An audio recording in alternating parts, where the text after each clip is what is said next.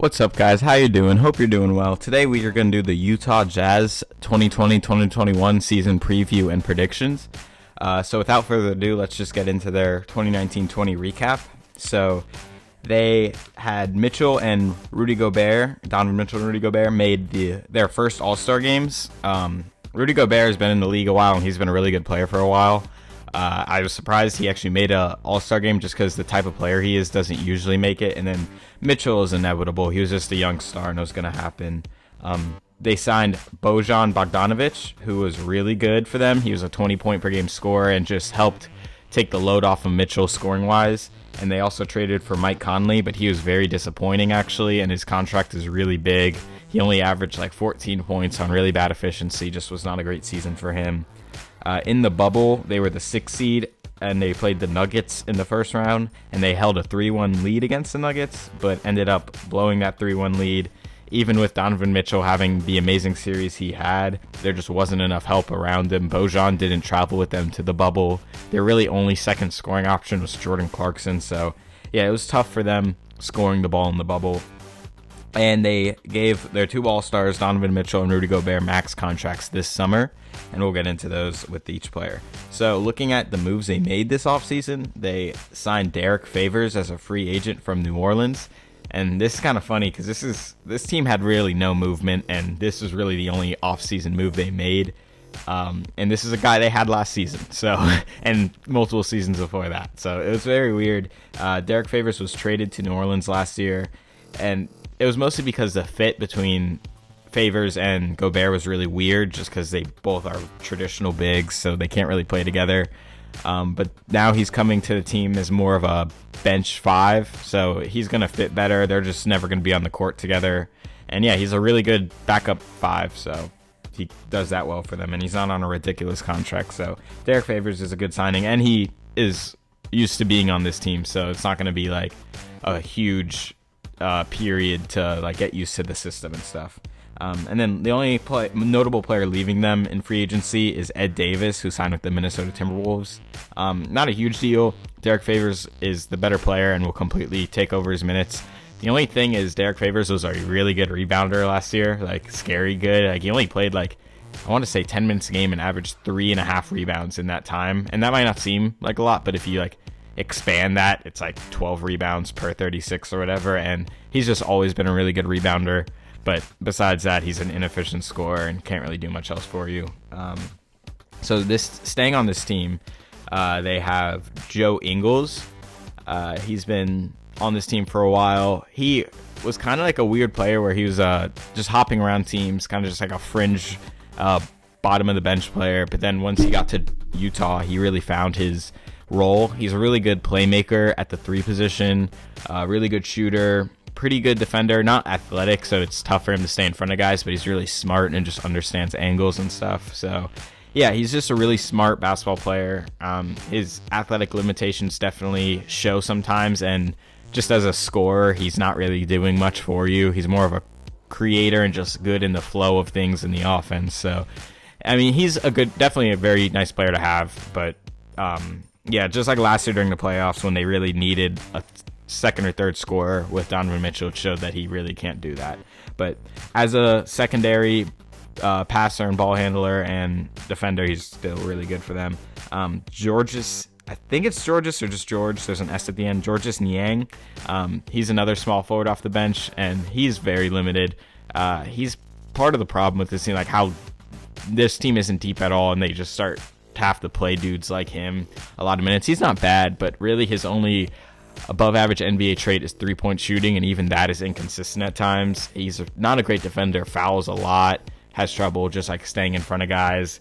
Not great around the rim or just passing and dribbling, just mostly a spot up shooter for them, and that's really all he does for them off the bench.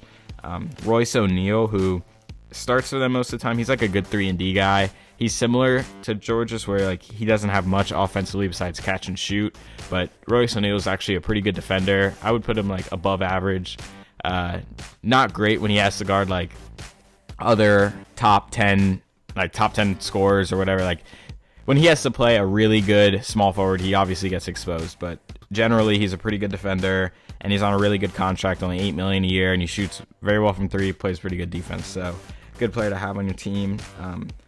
Off the bench, their main bench scorer, Jordan Clarkson, he was traded midway through last season from the Cleveland Cavaliers, and he's just a microwave scorer off the bench, and he was really good for them in that role last season. And it was mostly just out of necessity. Like, this team just didn't have any scoring besides Donovan Mitchell once Bojan didn't go into the bubble with them. So he was really the only guy who could put up 20 points a game, who could even have the capability of doing that on this team. So it definitely is a little tough because they re-signed him this year to a 3-year $30 million deal. I know it's $11 million a year. I'm not sure about it. Might be 5 years 55 or 3 for 33. I forgot, but it's $11 million a year, which is a little expensive for what he does for you. All he does is score, and he's not really elite at passing. Decent ball handler, but like I said, it's really only for his own offense, and a really bad defender. So tough to be paying him that much, but you just need his offense, really. And then let's get into Mike Conley, who I think could be the reason this team kind of falls flat. As far as last season, they made the moves that they made to bolster themselves into the contention in the West. But unless Mike Conley can come back to Mike Conley in the Grizzlies for at least 1 or 2 more seasons, I just don't see this team going anywhere. There's so much money allocated to him and Rudy Gobert, and both of them right now are showing to just not be great offense. I mean, Rudy Gobert isn't a great offensive player. We know that. We know his limitations. Sticking with Conley, though, he just is not the same player that he used to be. Can't really command the respect he used to. He's still a decent ball handler and passer, but just scoring the ball, he hasn't been efficient. Has had trouble scoring within the paint. His floater game has just been really bad this year. 3-point shooting has been down. He's been okay, but right now his role in the offense, at least during the playoffs, and what I've seen, is he's relegated to an off-ball just shooter next to Donovan Mitchell, and they really rely more so on Jordan Clarkson to be the secondary scorer instead of Mike Conley. So for this team to really hit their peak, they need him to at least semi turn back to what he used to be. Another player, Bojan Bogdanovic, as we talked about, he didn't travel with them in the bubble, and if he did, I really think this team would have beaten the Nuggets when they had that 3-1 lead, or just would have beaten them in general. He's just a really good scorer, just super consistent, shooting the ball just above, I think he shoots 40% from 3. Just his offensive game is very good. He can score on all 3 levels. Good off-ball scorer, can score on ball, decent passer. The only thing is he's not a great defender or rebounder, but it's not a huge deal because he plays the 4 next to Rudy, so Rudy basically covers all his negatives, and he can cover most of Rudy's negatives. So they're really good. I really do like that front court for them. So yeah, I do like Bojan a lot on this team. Another player, Rudy Gobert, as we just talked about.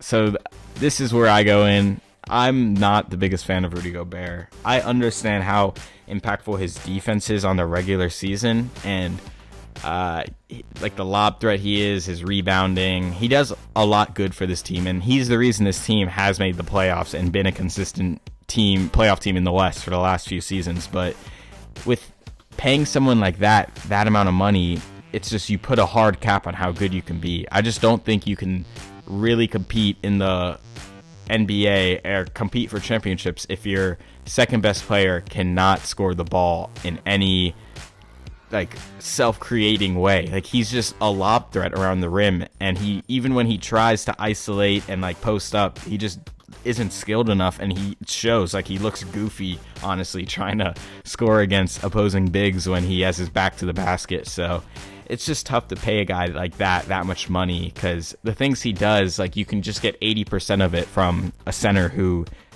demands a lot less money.